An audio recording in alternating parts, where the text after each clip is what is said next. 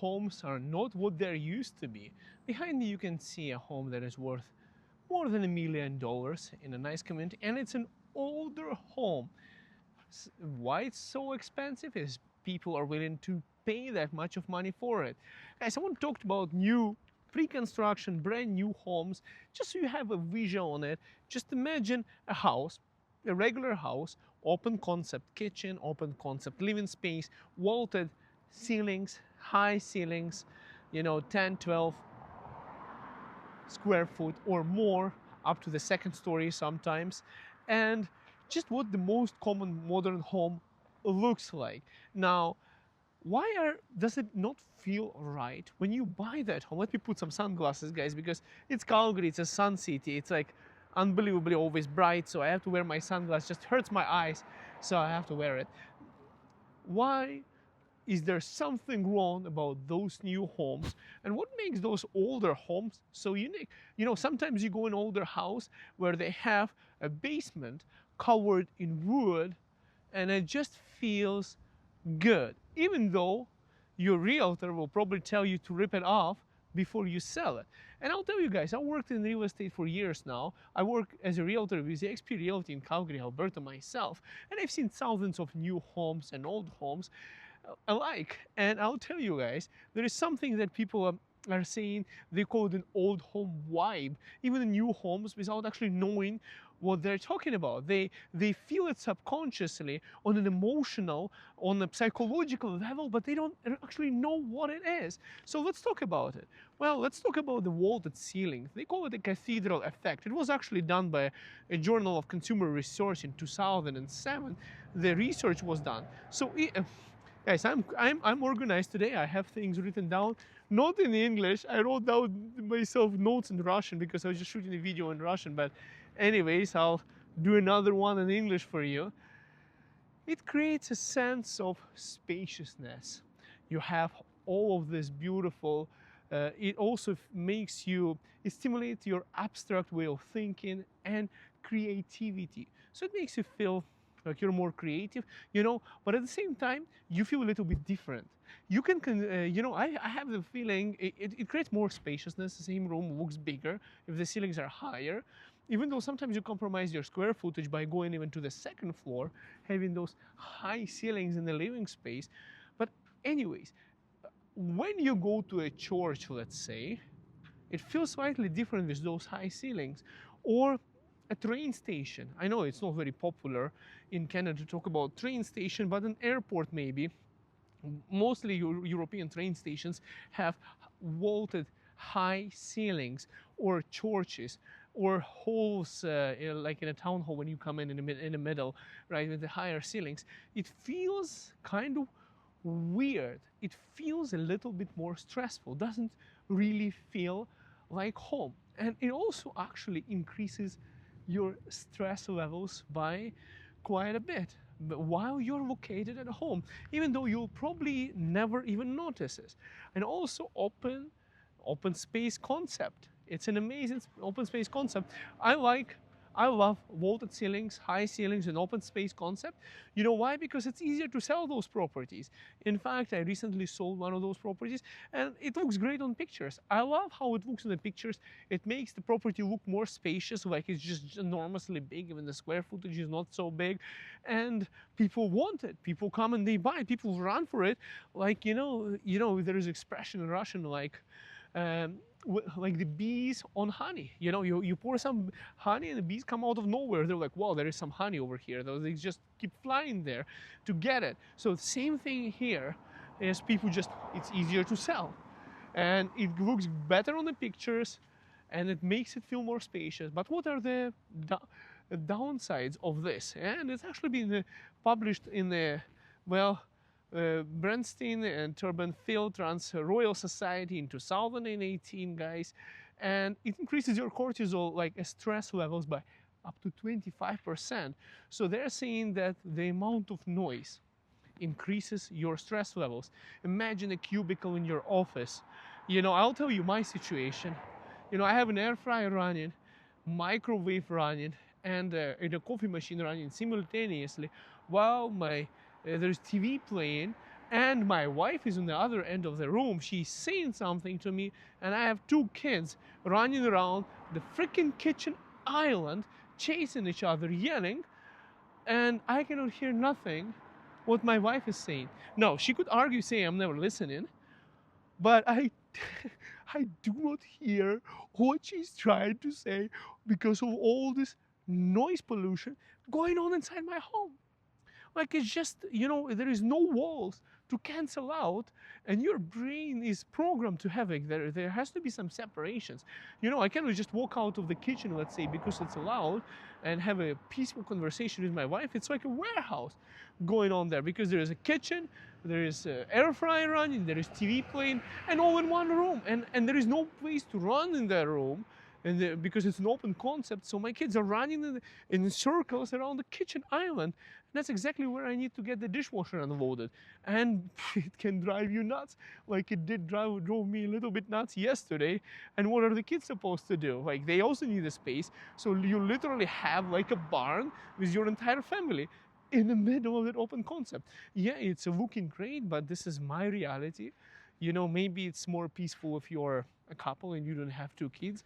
But when you have a big family and everyone is in one place, it becomes quite intense and more stressful, just like in those cubicles in the offices. You literally bring your work to your house if you work in the office.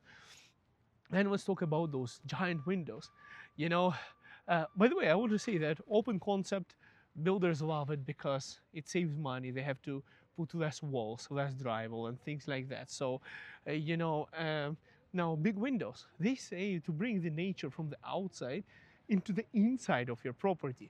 So when you have those big windows, they're saying that you can bring more light, more nature, more views from outside into your home, and therefore make it better. So in reality, guys, it screws up your circadian rhythms, which is sleeping and awakening time.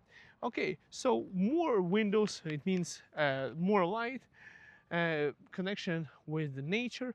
But what are the negatives about it? What are the cons? Well, if you read this, it was Journal of Environmental Psychology published in 2015. They're saying that multi-layered lighting actually improves your sleeping pattern. So if you don't have, like LED lights and a huge window, and you have many different light sources instead of bigger windows, actually helps you come down before you sleep and have a better rest. I know some people would buy the latest iPhone watch, Apple Watch, that would help you track your sleeping rhythms, but in reality, watch is not the problem that you are not getting enough sleep at night. Maybe that's one of the reasons we are sleeping less and more stressed out these days. Then also we have, it's called a doorway effect. So, in modern homes, it's a little bit embarrassing. Like, I had people coming over, and I swear my home was clean. But my kids, after they eat, especially the 2-year-old one, I don't know what he does. After each time they can turn the house upside down in half an hour. They can get out all their toys, throw it all over the place, grab a food, throw it across the open concept living room, from the kitchen to across the room, and have everything covered in breadcrumbs, berries, sausage, ketchup, and toys all over the place. And then somebody comes to visit you, and or comes with the delivery. I open the door, and voila, welcome to my living space. No privacy. Now, of course, for builders, they say, for them, they're saying that it's a waste of space to build corridors or vestibules. They're saying it's a waste of living space that could be used for your family.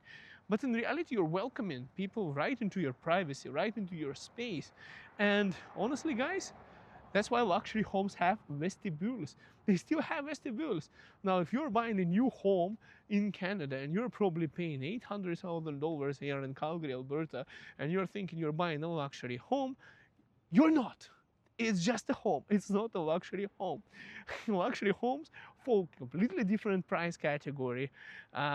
Yeah, and at that price range, they do have vestibules. You don't walk into luxury homes or into somebody else's kitchen by just opening the doorway, but that's how most homes are, and maybe it's more affordable, and builders and marketing does it just like food pyramid. It makes you believe things that they are good for you, and people enjoy it. It's a fashion now. And also this doorway hallway effect, it helps you transition into your brain of thinking. So it's being published actually on, quarterly journal Radvansky, quarterly journal of psychology 2011, that corridors are working as a mental transition states. I know a lot of people don't think about home as a psychological thing, but when you go into corridor from a living space into a corridor and into your bedroom, it helps you transition and switch your brain into rest mode. So it kind of helps as a psychological trigger to change your state of mind for rest, for example, or so that you basically, if you cannot transition psychologically, your brain becomes more restless, and then you are basically more tired, more irritated, you have less sleep, more frustrated, and it increases your cortisol levels. You eat more, you gain weight, you sleep less, your hormones out of whack. Psychology has a big role on all of those things, and it's not only about the diet, it's also about the homes and everything. So it actually impacts your well-being by having those kind of transitions, and those are the things that people don't even talk about when buying a home. Next one, I actually have more things. Well, the land parcels. Look at this 3-car garage place.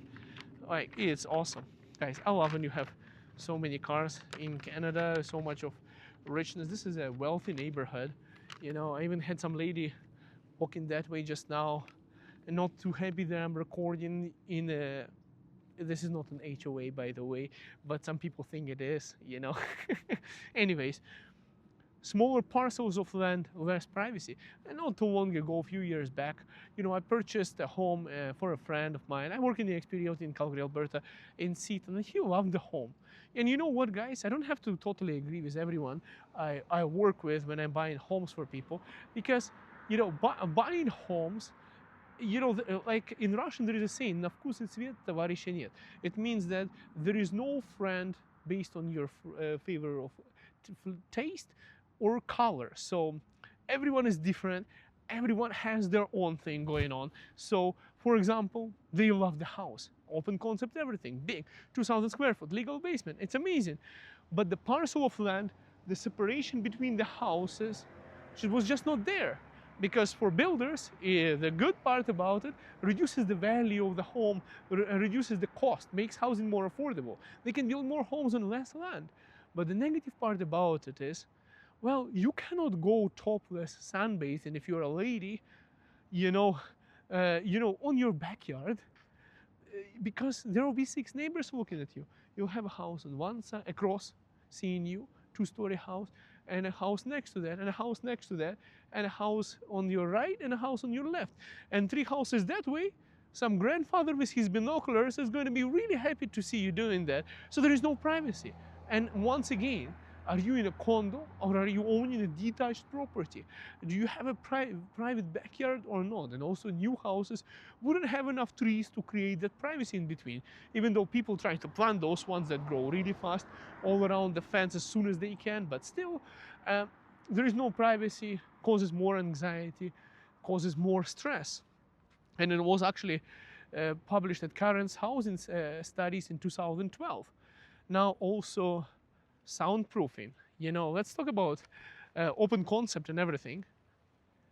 It's easier to build, and it's nice. However, like I said, there is noise pollution all over the place.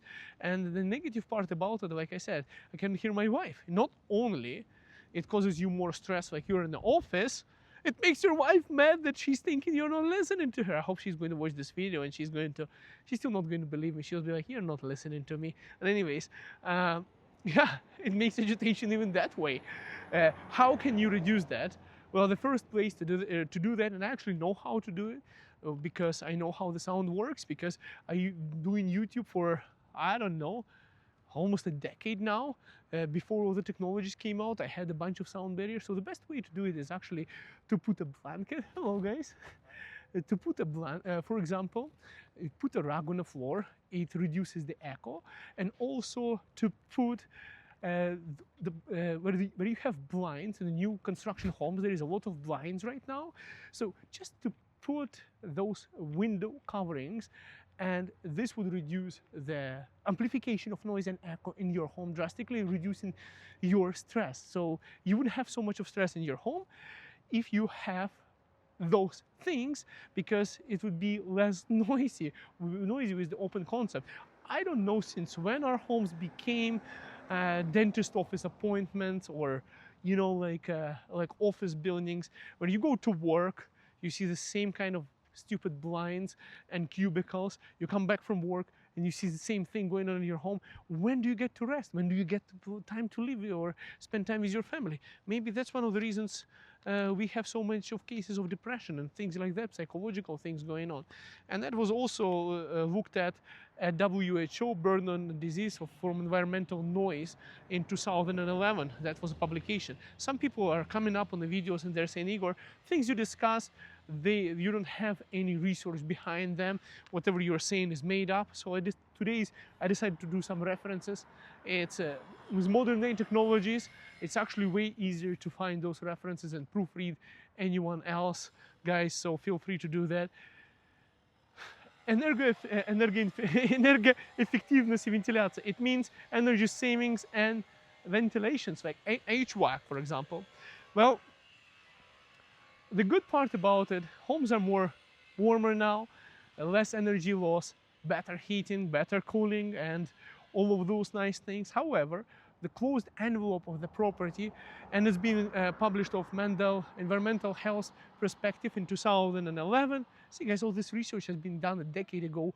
People don't even know about it. So the biggest thing about it is it may increase the growth of mold.